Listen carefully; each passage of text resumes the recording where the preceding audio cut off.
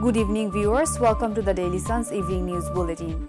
This is Umar Kranti bringing you today's top stories. Let's begin with the headlines. Tariq Rahman to return to the country this month, says Salahuddin Ahmed.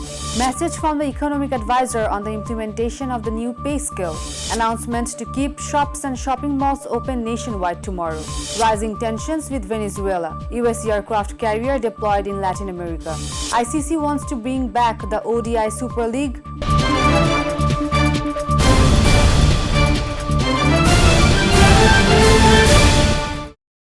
You have just had a glimpse of the headlines.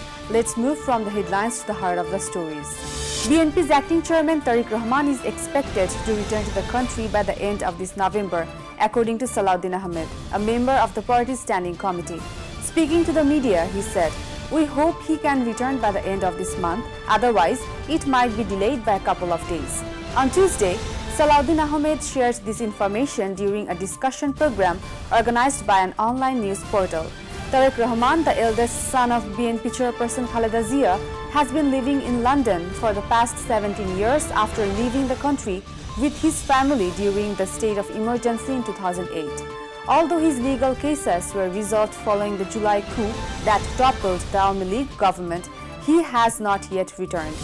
A separate commission is working on the pay commission, and the interim government will prepare a framework that the next government will implement, said economic advisor Dr. Salahuddin Ahmed.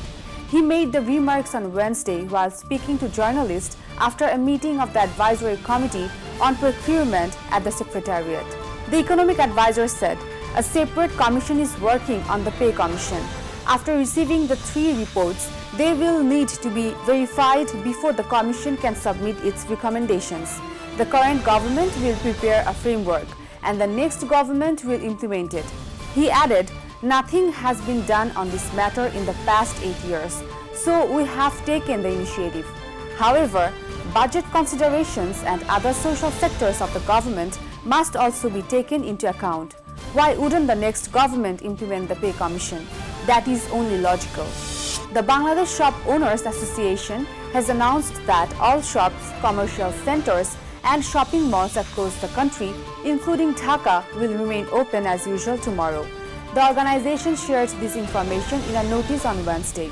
In the notice, the Shop Owners Association stated that during a joint meeting of the Standing Committee of the Bangladesh Shop Owners Association and the Dhaka Metropolitan Shop Owners Association, it was decided that all shops, commercial centers, and shopping malls across the country, including Dhaka, will remain open on November 13th. Therefore, on Thursday, all shops, commercial centers, and shopping malls across the country, including Dhaka, will operate as usual. Amid rising tensions with Venezuela, the United States has deployed an aircraft carrier in the Latin America region. US officials announced on Tuesday that the USS Gerald R. Ford aircraft carrier strike group has been deployed to the region. This information was reported by the international news agency Reuters.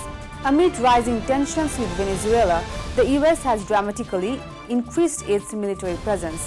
Last month, President Donald Trump ordered the deployment of the USS Gerald R. Ford, which joined 8 other warships, a nuclear submarine, and F-35 fighter jets already in the Caribbean Sea. Commissioned in 2017, the USS Gerald R. Ford is the most advanced aircraft carrier in the US and the largest in the world, with over 5,000 sailors on board. To ensure that all countries get a chance to play in the World Test Championship, a 2-tier model had been proposed to the ICC. However, this proposed model was rejected, and the ICC has favored allowing 12 countries to participate in the 2027 World Test Championship cycle. At the same time, Council officials have expressed interest in reviving the ODI Super League once again. Currently, only 9 countries participate in the World Test Championship. These teams are India, Australia, England, South Africa, Pakistan, New Zealand, Sri Lanka, West Indies, and Bangladesh. The ICC's other 3 full member nations, Zimbabwe, Afghanistan, and Ireland, are still excluded from this list. To address this, a committee led by QV Butter Ross Taylor had proposed a 2-tier model. However, at the recent ICC meeting held in Dubai, the proposal did not receive enough support.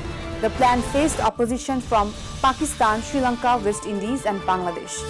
That's all for today's evening news bulletin. Stay tuned for more updates and you can subscribe to our YouTube channel and follow us on Facebook. Thank you for watching. Good night.